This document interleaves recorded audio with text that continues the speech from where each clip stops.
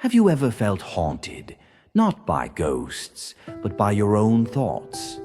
What if the fear you carry every night isn't real, but just a reflection of your guilt? Stay with me, because this ancient Zen story may change how you deal with fear forever. In a peaceful and serene village, nestled far from the chaos of the cities, there lived a man with his beloved wife. Their love was deep and true, and they shared a bond that many could only dream of. But life, in its unpredictable way, brought sorrow. One day the woman fell gravely ill. As she lay on her deathbed, frail but filled with emotion, she grasped her husband's hand tightly and whispered her final wish. "I love you more than words can ever say. Promise me one thing after I'm gone, never fall in love with another woman.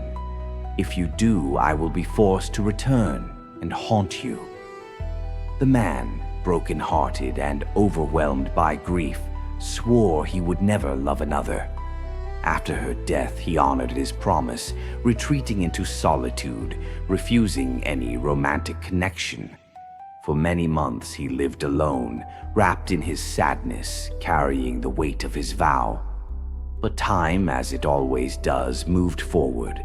Loneliness crept into his life, slowly but surely.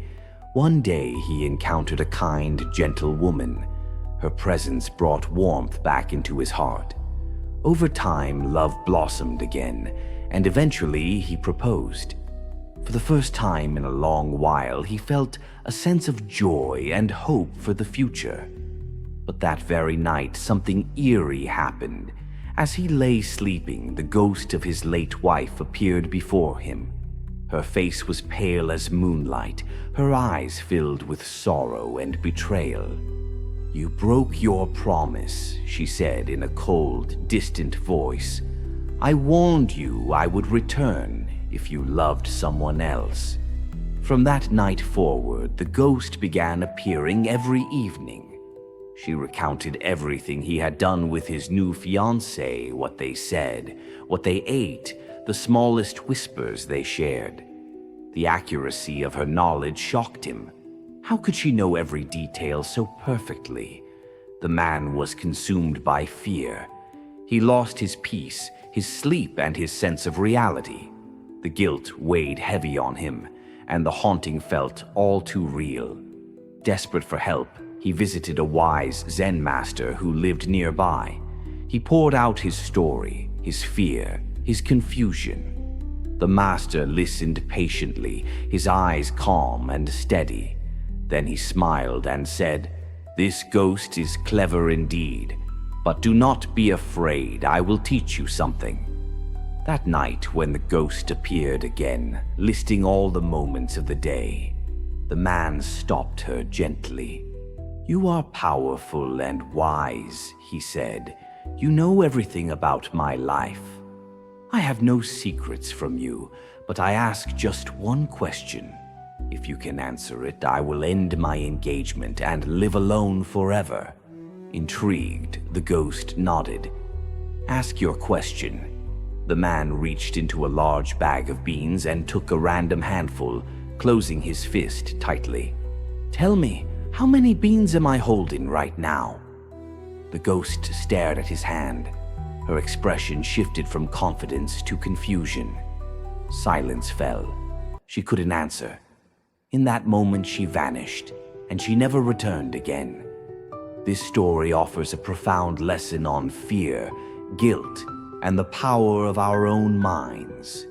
The ghost was never a spirit from the beyond. It was a reflection of the man's internal conflict, the weight of a broken promise, and the guilt that gnawed at his soul. In our own lives, the scariest ghosts are often not real.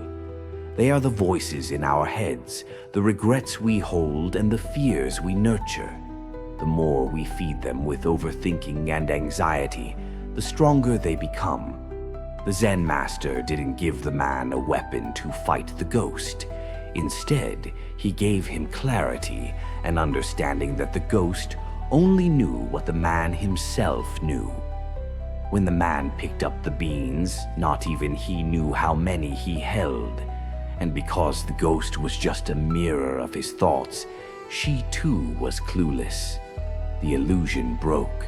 The fear faded.